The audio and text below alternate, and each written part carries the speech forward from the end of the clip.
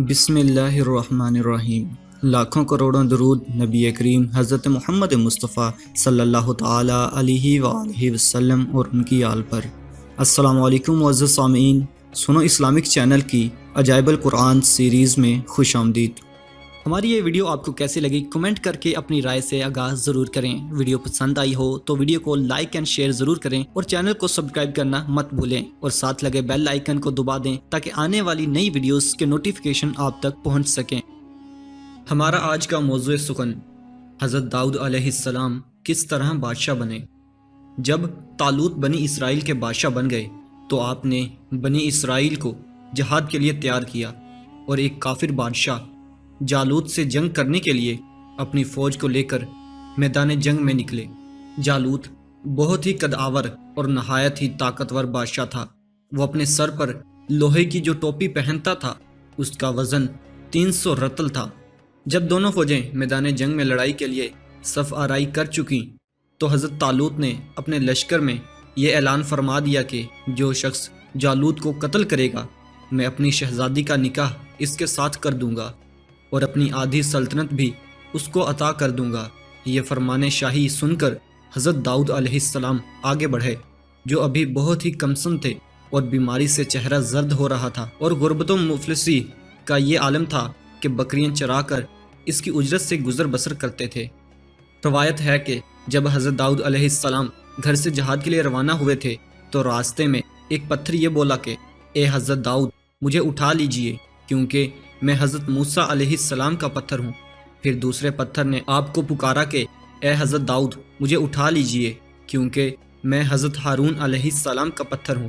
پھر ایک تیسرے پتھر نے آپ کو پکار کر عرض کیا کہ اے حضرت داؤد علیہ السلام مجھے اٹھا لیجئے کیونکہ میں جالوت کا قاتل ہوں۔ آپ علیہ السلام نے ان تینوں پتھروں کو اٹھا کر اپنے جھولے میں رکھ لیا۔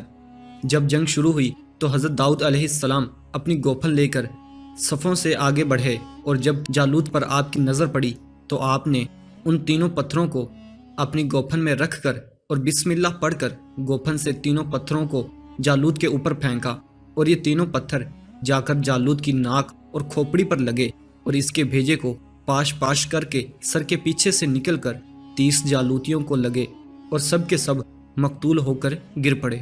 پھر حضرت داؤد علیہ السلام نے جالوت کی لاش کو گھسیٹتے ہوئے لا کر اپنے بادشاہ حضرت طالوت کے قدموں میں ڈال دیا۔ اس پر حضرت طالوت اور بنی اسرائیل بے حد خوش ہوئے۔ جالوت کے قتل ہو جانے سے اس کا لشکر بھاگ نکلا اور حضرت طالوت کو فتح مبین ہو گئی اور اپنے اعلان کے مطابق حضرت طالوت نے حضرت داؤد علیہ السلام کے ساتھ اپنی لڑکی کا نکاح کر دیا اور اپنی آدھی سلطنت کا ان کو سلطان بنا دیا۔ پھر پورے 40 برس کے بعد جب حضرت طالوت بادشاہ کا انتقال ہو گیا تو حضرت داؤد علیہ السلام پوری سلطنت کے بادشاہ بن گئے، اور جب حضرت شمویل علیہ السلام کی وفات ہو گئی تو اللہ تعالیٰ نے حضرت داؤد علیہ السلام کو سلطنت کے ساتھ نبوت سے بھی سرفراز فرما دیا۔ آپ سے پہلے سلطنت اور نبوت دونوں اعزاز ایک ساتھ کسی کو بھی نہیں ملا تھا۔ آپ پہلے شخص ہیں کہ ان دونوں عہدوں پر فائز ہو کر 70 برس تک سلطنت اور نبوت دونوں منصبوں کے فرائض پورے کرتے رہے، اور پھر آپ کے بعد آپ کے فرزند حضرت سلیمان علیہ السلام کو بھی اللہ تعالیٰ نے سلطنت اور نبوت دونوں مرتبوں سے سرفراز فرمایا۔ اس واقعے کا اجمالی بیان قرآن مجید کی سورہ بقرہ میں اس طرح ہے کہ ترجمہ کنز الایمان، اور قتل کیا داؤد نے جالوت کو اور اللہ نے اسے سلطنت اور حکمت عطا فرمائی اور اسے جو چاہا سکھایا۔ مزید ایسی اسلامک ویڈیوز کے لیے ہمارے چینل کو لائک اینڈ سبسکرائب کرنا مت بھولیں اور بیل آئیکن کو دبا دیں تاکہ نئی آنے والی ویڈیوز کے نوٹیفیکیشن آپ تک پہنچ سکیں۔ ملتے ہیں نئی ویڈیو میں نئے موضوع کے ساتھ، تب تک کے لیے اللہ حافظ، السلام علیکم۔